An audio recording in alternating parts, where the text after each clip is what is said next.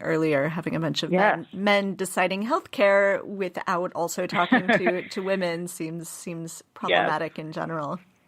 I couldn't agree more. If we're half the population and have different healthcare needs, why would we not be included in that conversation? That just doesn't even make common sense. And you see that what the lack of representation gets us or doesn't get us, as the case may be, is we continue to fight battles like equal pay for equal work.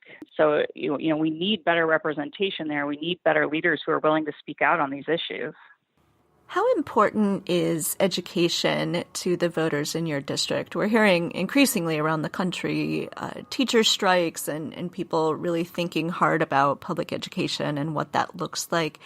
How is that resonating in the 3rd District? I think public education is an extremely important issue here in our district because a lot of what you're seeing starting to be discussed at the national level with Betsy DeVos were things that Mike Pence had started here in Indiana, programs that have expanded here in Indiana. And my concern with the programs is that those, not only have they been failing here, but now those are going to become national programs. And how do we stop that? And I'm just so against the siphoning off of taxpayer dollars into for-profit schools. I mean, no one should be profiting off of our children. And someone needs to be willing to stand up and say that. All right. Is there anything else that you want to make sure that people know either about you and your campaign or about the 3rd District? I guess so. The only other thing I would say is that, there's a lot of question about, what's going to happen in November and is this going to be a blue wave or not? And what I talk about a lot in my campaign stops is that there's a burden to democracy, right? If we're really going to be a government of the people, for the people, by the people, then it is up to us, the people, to stand up and fight for what we believe in. And so if something is going wrong in our democracy, it is up to us to stand up and fix it and put in the time and the effort to do that. And so I'm just hoping that, voters come out in May for our primary. I'm hoping they come out in November in full force because it's up to us to make the change.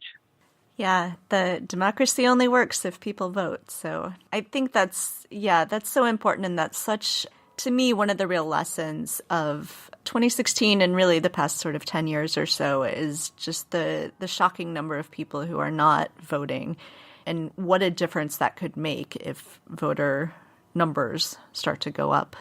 Yes, the last midterm, I believe Indiana was ranked dead last in number and voter turnout. And we're hoping to change that in this midterm. All right. Excellent. Well, people who live in Chicago and Ohio and drive through Indiana a lot, like me, perhaps, maybe we should stop in Indiana and help get some people to the polls. Yes, absolutely. Come visit anytime. You're always welcome. Great. And if people want to know more about you and your campaign, where should they look for that? We're on Facebook, Twitter, and Instagram. Just look for Courtney Trich, Tritch, and the website is Tritch4Congress.com.